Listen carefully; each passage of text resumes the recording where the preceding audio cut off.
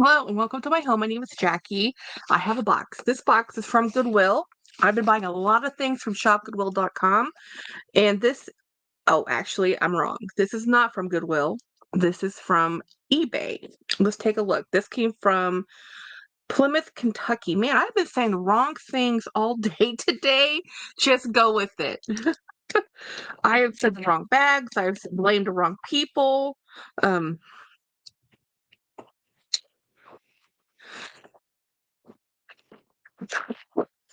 and then let me show you what it is. So this says, "Thank you so much. Enjoy." And it's from the lady or person, Allie. I think it's Allie.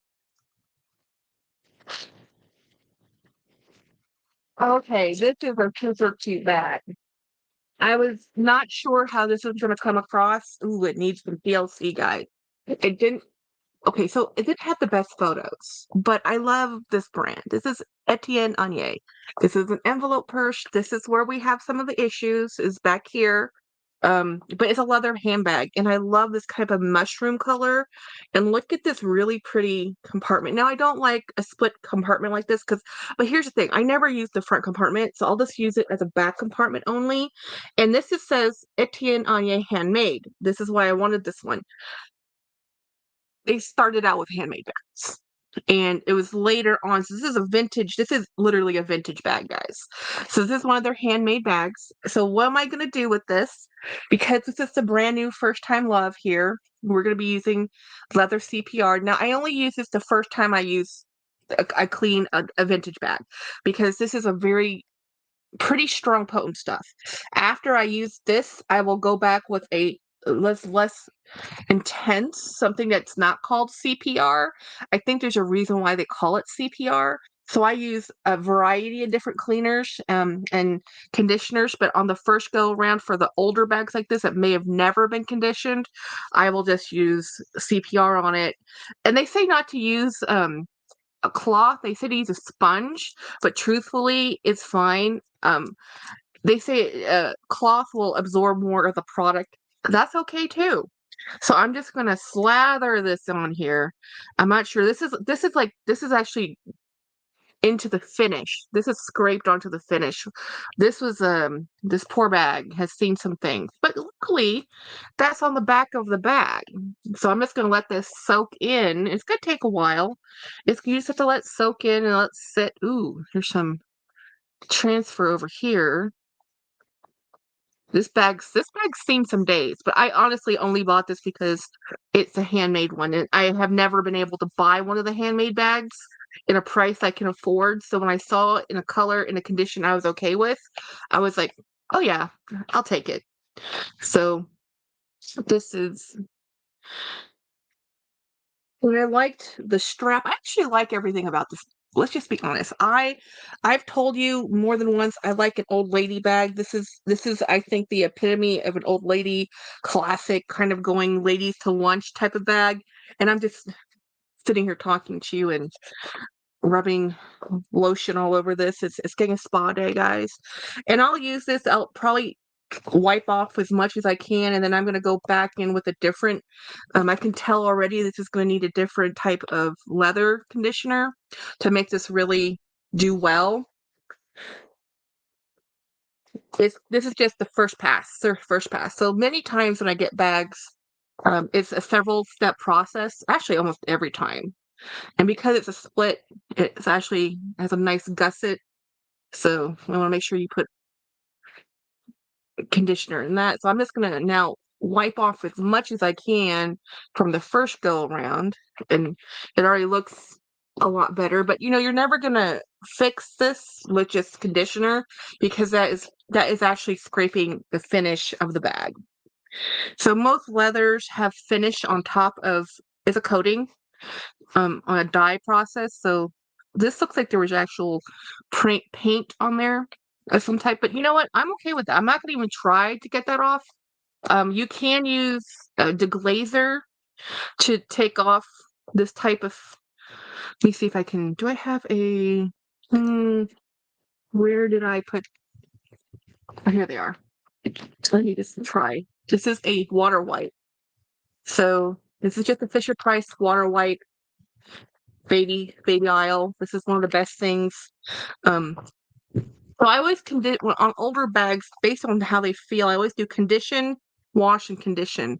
And then so I conditioned it, and now I'm using a water wipe, and I'm just using this. And there's a little bit of you can't really see it, but there's a little bit of um finish came off with this. Yeah, it's definitely, and this doesn't have any cleaner on it, guys. This is just a baby wipe. So I did the conditioner on it to give it a barrier. So if it's too dry, it won't crack. And then now I'm just doing a wipe and to get the strap. And that's it. And I put this to the side, grab another clean cloth. Another clean cloth. I have a whole bin of them. I need to buy some more. I wash them, but sometimes they're beyond repair and they just get trashed, which is not sustainable, but you know, you do what you have to do sometimes. I try to wash as many as I can. So here we go. So that is just what we do. So now that's the first. Now let's see, this one's pretty beat up. I'm gonna throw that one out. This is the next step. This is a golden mink oil. Now, this is a different type of conditioner compared to this is a leather protectant and preservative and conditioner, and it waterproofs, and it also is it's animal based, you know. So normally this is going to have wax in here of some type. It's going to have mink oil of some type. It's going to have, and mink oil is an animal product. This bag is an animal product. This is a cowhide bag, guys. So this is what you do to take care of these things. And you want to make sure that the effort, time, and energy it took to craft this, make this, process this, that we honor the cow. Uh, Leather is a product of the meat industry. It is a byproduct, guys. So we are using all parts of the animal as we can. So this is a good thing. So this leather was processed and tanned, and then it was sold and then made into this designer bag. And this is a vintage bag, guys. So this is an older bag. It's handmade, um, and it's beautiful. I love this bag. I even like the character of the marks because I think that adds character. I mean, it's not a young bag. It shouldn't look brand new. And I think the thing about age on bags like this, that it makes it more relaxed. You see the wrinkling in there. That is what I like in a bag. I think that adds character. I really don't like brand new bags. I think age does something wonderful to leather, and it makes it just look soft and smooth. And it's just a amazing process that you just need time. All that is time. And time is something you just have to live with. Time happens and you can do things to make it look like it's age. You can do things to make it look like it's older than it is. But time is really the thing that makes it the best, is just time. Having it sit there for 10 years in someone's closet, having it age and get oxygen and light and get used and oils from your hand and it adds character. I love things like this. And no, I didn't want to go into history. I don't really care about history as we learn it in school. I care more about oral history and storytelling, and I love that type of history, but I'm not a big fan of facts and figures. And I'm a geographer. I get all the time like, oh, you must know all the states are. No, I don't. Or all the capitals. That's what they teach you in grade school, but that's not really what geography is about. So anyway, didn't mean to get on a tangent. So that's about as good as we're gonna get. And I'm gonna put this conditioner on the strap, and then I'm gonna let this sit and let it just soak in. And in a couple hours, I'll come back, and then I'll rub it down again, and then I'll use a brush and this brush, and then you just buff it. And this is what you do to help preserve a bag. And I will actually use this bag, guys. I did not buy this just to look at. I bought this specifically, honestly, but one, it's handmade, and two, I wanted to buy this to use as a phone bag at the office. And part of why I wanted this one is because I knew looking at looking at the photos, the way this is attached, I can remove this O-ring or add a ring or add a strap to make it longer to be crossbody. Because right now this is just a shoulder bag. And it's okay as a shoulder bag. It's a slim shoulder bag.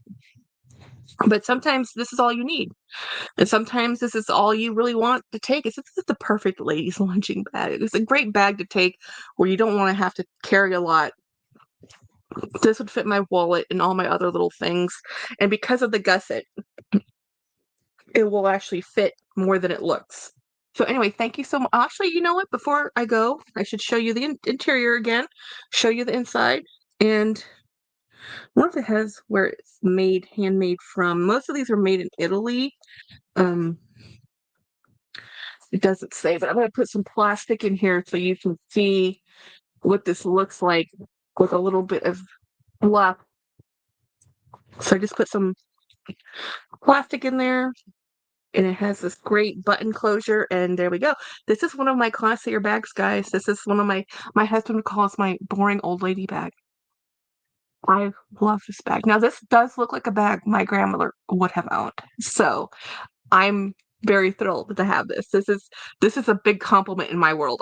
If you say, "Oh, my mother had that bag," that is, or my great grandmother had that bag, I I'm the happiest person. So anyway, thank you so much for watching my video and have a great day. Bye.